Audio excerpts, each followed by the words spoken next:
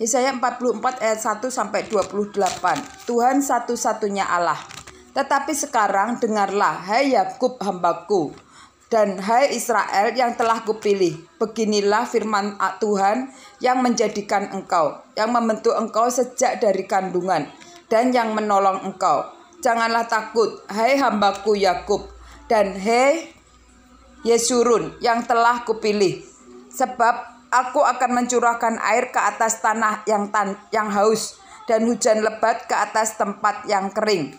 Aku akan mencurahkan rohku ke atas keturunanmu, dan berkatmu ke atas anak cucumu. Mereka akan tumbuh seperti rumput di tengah-tengah air, seperti pohon-pohon gandarusa di tepi sungai.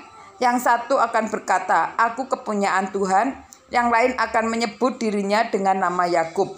Dan yang ketiga akan menuliskan pada tangannya kepunyaan Tuhan, dan yang akan menggelari dirinya dengan nama Israel.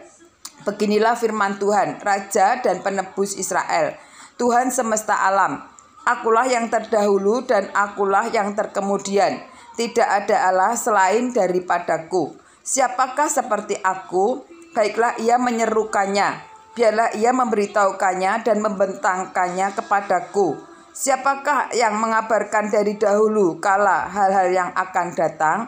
Apa yang akan tiba? Biarlah mereka memberitahukannya kepada kami. Janganlah gentar dan janganlah takut, sebab memang dari dahulu telah kukabarkan dan kuberitahukan hal itu kepadamu. Kamulah saksi-saksiku. Adakah Allah lain selain daripadaku? Tidak ada gunung batu yang lain, tidak ada ku kenal. Yesaya 44 ayat 9 sampai dengan 28. Kebodohan pemujaan patung. Orang-orang yang membentuk patung semuanya adalah kesia-siaan, dan barang-barang kesayangan mereka itu tidaklah memberi faedah. Penyembah-penyembah patung itu tidaklah melihat dan tidaklah mengetahui apa-apa. Oleh karena itu mereka akan mendapat malu. Siapakah yang membentuk Allah dan menuang patung yang tidak memberi faedah? Sesungguhnya semua pengikutnya akan mendapat malu, dan tukang-tukangnya adalah manusia belaka. Biarlah mereka semua berkumpul dan bangkit berdiri. Mereka akan gentar dan mendapat malu bersama-sama. Tukang besi membuatnya dalam bara api dan menempanya dengan palu. Ia mengerjakannya dengan segala tenaga yang ada di tangannya. Bahkan ia menahan lapar sehingga habislah tenaganya, dan ia tidak minum air sehingga ia letih lesu. Tukang kayu merentangkan tali pengukur dan membuat bagan sebuah patung dengan kapur merah. Ia mengerjakannya dengan pahat dan menggarisinya dengan jangka. Lalu ia memberi bentuk seorang laki-laki kepadanya, seperti seorang manusia yang tampan, dan selanjutnya ditempatkan dalam kuil.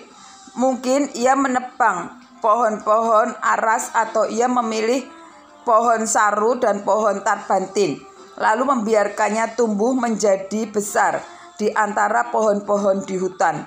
Dan ia menanam pohon-pohon salam, lalu hujan membuatnya besar, dan kayunya menjadi kayu api bagi manusia yang memakainya untuk memanaskan diri. Lagi pula ia menyalakannya untuk membakar roti, tetapi juga ia membuatnya menjadi Allah lalu menyembah kepadanya. Ia mengerjakannya menjadi patung dan sujud kepadanya. Setengahnya dibakarnya dalam api dan di atasnya dipanggangnya daging. Lalu ia memakan daging yang dipanggang itu sampai kenyang. Ia memanaskan diri sambil berkata, hai, aku sudah menjadi panas. Aku telah merasakan kepanasan api. Dan sisa kayu itu dikerjakannya menjadi Allah, menjadi patung sembahannya. Ia sujud kepadanya, ia menyembah dan berdoa kepadanya, katanya, tolonglah aku, sebab engkaulah Allahku. Orang seperti itu tidak mengetahui apa-apa dan tidak mengerti apa-apa, sebab matanya melekat tertutup sehingga tidak dapat melihat, dan hatinya tertutup juga sehingga tidak dapat memahami. Tidak ada yang mempertimbangkannya, tidak ada cukup pengetahuan atau pengertian untuk mengatakan. Setengahnya sudah kubakar dalam api, dan di atas baranya juga sudah kubakar roti. Sudah kupanggang daging, lalu kumakan. Masakan sisanya akan kubuat menjadi dewa kekejian. Masakan aku akan menyembah kepada kayu kering. Orang yang sibuk dengan abu belaka disesatkan oleh hatinya yang tertipu. Ia tidak dapat menyelamatkan jiwanya atau mengatakan, bukankah dusta yang menjadi peganganku? Yesaya pasal 44 ayat 21-28. Tuhan penebus Israel. Ingatlah semuanya itu, hai Yakub. Ingatlah semuanya ini, hai Yakub. Sebab engkaulah hambaku, hai Israel. Aku telah membentuk engkau. Engkau adalah hambaku. Hai Israel, engkau tidak kulupakan. Aku telah menghapus segala dosa pemberontakanmu seperti kabut diterbangkan angin, dan segala dosamu seperti awan yang tertiup. Kembalilah kepadaku, sebab aku telah menebus engkau. Bersorak-soraklah, hai langit, sebab Tuhan telah bertindak. Bertempik soraklah, hai rahim bumi. Bergembiralah dengan sorak-sorai, hai gunung-gunung, hai hutan, serta segala pohon di dalamnya.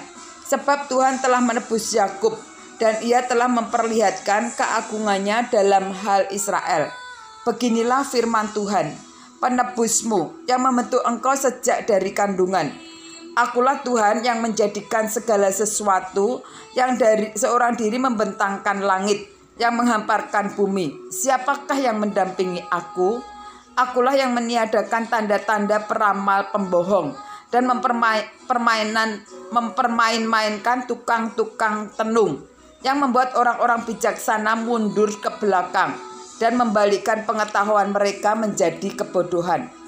Akulah yang menguatkan perkataan hamba-hambaku, dan melaksanakan keputusan-keputusan yang diberitahukan utusan-utusanku, yang berkata tentang Yerusalem, baiklah ia diam, dan tentang kota-kota Yehuda, baiklah ia dibangun. Aku mau mendirikan kembali leruntuhannya. Akulah yang berkata kepada tabir lautan, jadilah kering. Aku mau mengeringkan sungai-sungaimu. Akulah yang berkata tentang Kores, dia gembalaku. Segala kehendakku akan digenapinya. Dengan mengatakan tentang Yerusalem, baiklah ia dibangun. Dan tentang bait suci, baiklah diletakkan dasarnya.